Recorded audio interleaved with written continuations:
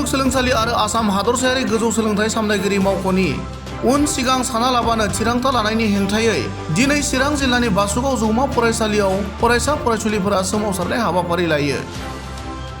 खुद्रिखांनाय फरायसाफोरनि अजद बादियैब्ला बड'लेण्ड मुलुगसोलोंसालि आरो आसाम हादरसायारि गोजौ सोलोंथाइ सामलायगिरि मावख'आ गोदान सोलोंथाइ खान्थि जाबसिनना होनायनि थाखाय आसाम सोरखारा निखावरि नखरनि फरायसाफोरनि गोजौ सोलोंथाइ लानायनि खाबुनि थाखाय मुं थिसननायनि मासुल रेहाय बिथांखिनिफ्राय गोजानाव थानांदों बड'लेण्ड मुलुगसोलोंसालि सिंनि कलेजनि फरायसाफोरा।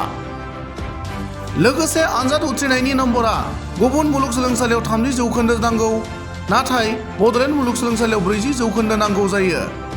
जायनि जाउनाव बड'लेण्ड मुलुगसोलोंसालियाव फरायनाय बांसिन फरायसाफोरनियानो बेक थायो होननानै अजद खालामबावदों खुद्रिखांनाय फरायसाफोरा।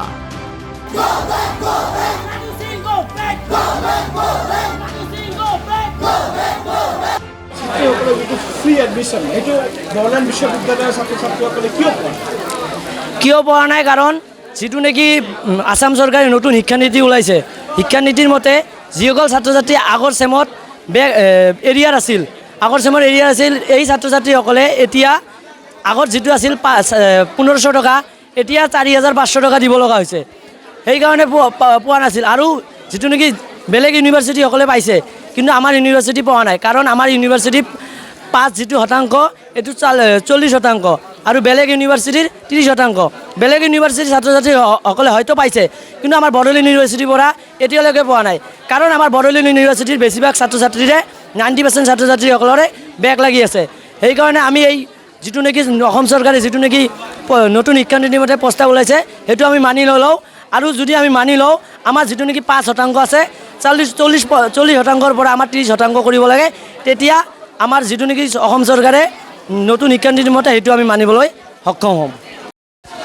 আমি আজি আন্দোলনটো কৰিব লগা হৈছে কিয়নো আমাৰ ছাত্ৰ ছাত্ৰীসকলৰ যিটো ফ্ৰী ৱেইভাৰ আছে, ইনকাম চাৰ্টিফিকেট যিহেতু আছে, এই 2 লাখতকৈ বছৰীয়া ইনকাম কম আছে, সিহঁতক ফ্ৰী এডমিশ্যন ইমান বছৰৰ পৰা দি আছিল।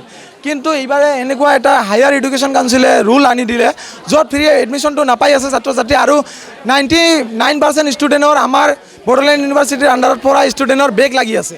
আৰু এইটোৰ কাৰণ হ'ল 30% বেলেগ ইউনিভাৰ্চিটিত মাৰ্ক লাগে 5 মাৰ্ক, আৰু আমাৰ ইউনিভাৰ্চিটিত 5 মাৰ্ক লাগে 40%। যেতিয়া ইমান ডাঙৰ এটা প্ৰভেদ থাকিব, তেতিয়া অট'মেটিকলি আমাৰ মাজত বেক লাগিবই, আমাৰ ষ্টুডেণ্টখিনিৰ মাজত। সেইবাবে দাবী আমি জনাইছোঁ যে 30% মাৰ্কলৈ ডিক্ৰিজ কৰি আনক, আৰু যিটো ফ্ৰী এডমিশ্যনটো সকলো ছাত্ৰ ছাত্ৰীৰ বাবে প্ৰযোজ্য কৰক। সকলো ছাত্ৰ ছাত্ৰী যিসকলৰ বছৰি ইনকাম 2 লাখতকৈ কম, সেইসকলক ফ্ৰী এডমিশ্যন প্ৰদান কৰক, চৰকাৰে প্ৰদান কৰক। কেৱল মাত্ৰ চৰকাৰে এই তেজশ্ৰী শব্দৰে ওজশ্ৰী ভাষণত বলবৎ হৈ নাথাকক। চৰকাৰে সেই কাৰ্যবোৰ আঁচনিবোৰ তেওঁলোকৰ প্ৰকৃতভাৱে প্ৰযোজ্য হৈছে নে নাই চালি জাৰি চাওক। চৰকাৰে এইবোৰৰ ক্ষেত্ৰত ধ্যান দিয়ক। আৰু আমি বড়োলেণ্ড বিশ্ববিদ্যালয়ৰ ভাইচ চেঞ্চেলৰ মহোদয় লাডু সিঙক অনুৰোধ জনাইছোঁ যে আপোনাৰ নামত আগৰৰ পৰা এলিগেশ্যন আছিল, আপোনালোকে এইবাৰ চাই লওক, ভালদৰে চাই লওক, নহ'লে এইবাৰ ছাত্ৰ সমাজে প্ৰতিবাদত নামিব লাগিব। আৰু ছাত্ৰ সমাজে যদি প্ৰতিবাদত নামে, ইয়াতকৈ ভয়ংকৰ এটা পৰিস্থিতিৰ সৃষ্টি হ'ব। নমস্কাৰ।